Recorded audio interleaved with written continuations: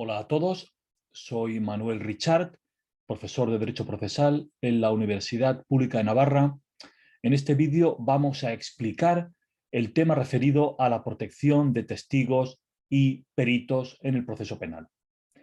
Es algo evidente que la testifical constituye una de las pruebas principales en el proceso penal y al mismo tiempo es también evidente que algunos testigos o peritos pueden verse retraídos a la hora de prestar su testimonio por el peligro que para su seguridad pudiera implicar el mismo. Para paliar este temor y los posibles riesgos y peligros que pudieran acaecer y sufrir testigos y peritos, se dictó la Ley Orgánica 9 de 1994, donde se prevén que los jueces y tribunales puedan adoptar medidas tendentes a la protección de testigos y peritos de acuerdo con la jurisprudencia del Tribunal Constitucional y Supremo y también con el derecho comparado, básicamente el que se contiene en el Convenio de Roma y en la jurisprudencia del Tribunal Europeo de Derechos Humanos. También la Ley CRIM regula medidas con relación a esta protección. Por ejemplo, cuando regula el agente encubierto, artículo 282 bis de la Ley CRIM, o también en los artículos 448 y 707 del mismo cuerpo legal. Estas medidas se adoptan por los tribunales de justicia, primeramente por el juez de instrucción y posteriormente estas medidas son ratificadas por el juez o tribunal que conozca del juicio oral. Sin embargo, la policía judicial también puede adoptar a priori medidas tendentes a la protección de testigos y peritos. Esto será así cuando entienda que proceden las medidas por existir un peligro latente o un peligro existente y, de hecho, será la policía judicial per se o por medio del Ministerio Fiscal la que pueda interesar al juez de instrucción la adopción de estas medidas. En cuanto a las medidas de protección, existen unos presupuestos que son los siguientes. En primer lugar, la persona protegida debe tener la consideración de testigo o perito en el proceso penal. Aquí se incluyen también los agentes encubiertos a los que nos hemos referido. Son estas personas, testigos, peritos, sean personas ajenas a la policía judicial o sean agentes encubiertos, los que pueden recibir esta clase de protección. Aquí se incluyen preferentemente también, obviamente, las víctimas que actúan en el proceso penal en calidad de testigos. En segundo lugar, la autoridad judicial debe apreciar la existencia de un peligro, un riesgo grave para la persona o para sus bienes. También se incluyen aquí los familiares directos del testigo o perito, que también pueden ser protegidos con las medidas que veremos a continuación. En tercer lugar, como presupuesto, debe dictarse una resolución motivada por parte del juez de instrucción, estableciendo con la mayor concreción posible cuáles son las medidas adoptadas, cuáles son su extensión, su alcance, su temporalidad, etc. Debe tenerse en cuenta que esas medidas, como veremos a continuación, están también supeditadas a la existencia del derecho de defensa del investigado y luego acusado, que debe también poder defenderse de una forma adecuada de la acusación que se le formule. En cuanto a las medidas a adoptar, se contemplan los artículos 2 y 3 de la ley citada 994 de protección de testigos y incluyen las siguientes.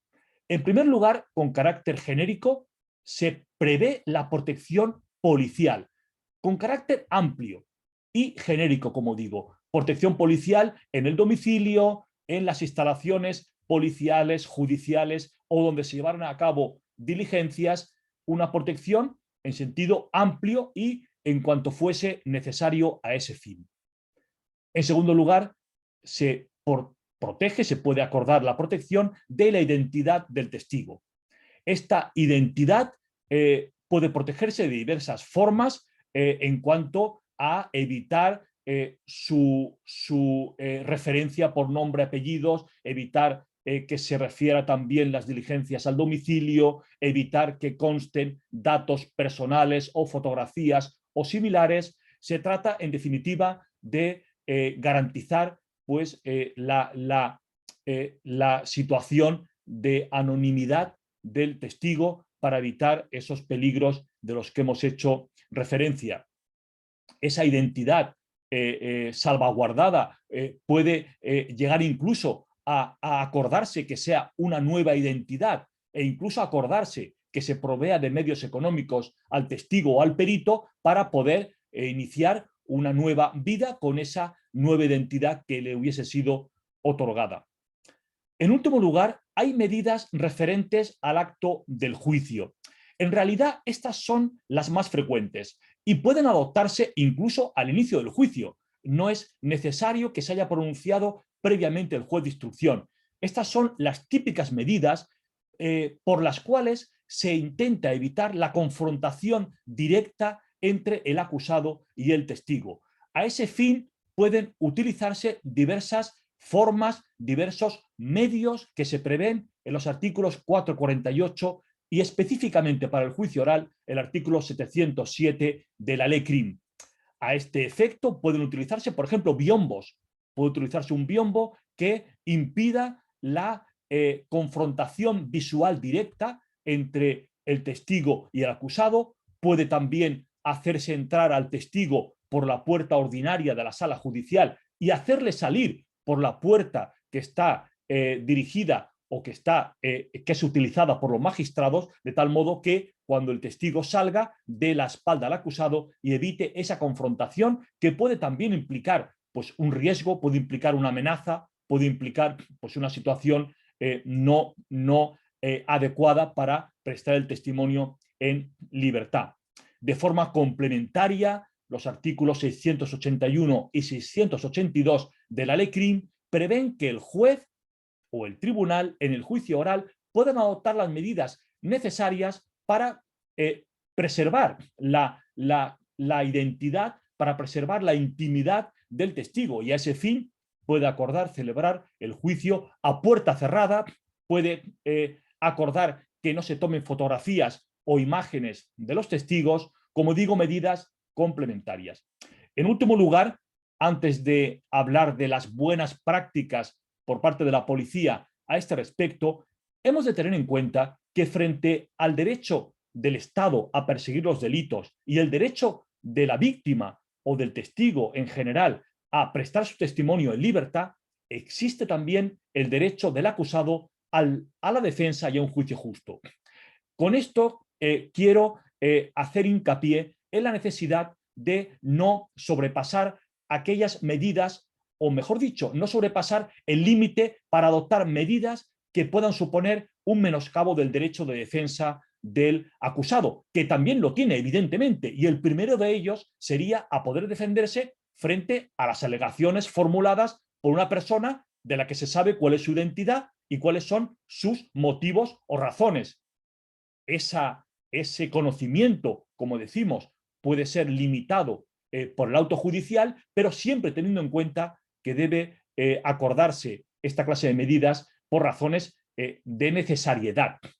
Por último, para ejemplificar cuál sería el mínimo que debe reservarse al derecho de defensa del acusado, pues sería que, si bien se puede impedir la confrontación directa entre el testigo y el acusado, nunca se puede limitar el derecho que tiene el acusado mediante su abogado a preguntar directamente a la víctima. Es decir, el abogado siempre tiene que tener la posibilidad de preguntar directamente a la víctima y hacerlo en el modo que sea adecuado a la edad y condiciones de la víctima y del delito, pero sin que se pueda impedir esa contradicción y confrontación. Por último, vamos a hablar brevemente de cuáles serían las buenas prácticas policiales en este ámbito de protección de testigos, siempre teniendo en cuenta cuál es el alcance del auto judicial. En primer lugar, no hacer constar en ningún lugar de las diligencias nombre, apellidos, domicilio, datos que puedan servir bueno, puedan servir para identificar al testigo. Tampoco la profesión o datos similares. En segundo lugar, evitar que se pueda identificar visualmente al testigo, pues, bueno, pues llevándole, trasladándole a dependencias judiciales o policiales o a otro lugar de un modo que no se permita que sea visible su aspecto del modo que sea necesario. A este fin, evitar que se hagan fotografías y grabaciones y similares. En cuarto lugar, ya nos hemos referido brevemente, bueno, pues en esa protección policial de la que hablábamos, pues procurar que se conduzca al testigo mediante vehículos policiales debidamente camuflados, por ejemplo, entrando a la sala de justicia por el parking y no por la puerta principal. Y, en último lugar, fijar como domicilio a efectos de notificaciones la sede del órgano judicial mediante el cual se harán llegar esas notificaciones al interesado. Muchas gracias por la atención prestada.